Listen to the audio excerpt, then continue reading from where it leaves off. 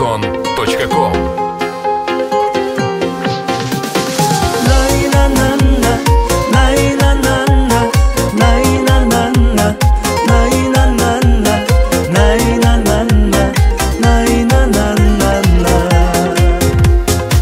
Ата-анам арқасы ерім, тілекшім қамқорым менің, бір туған іні қарындас, сендерді аңсап жүремін.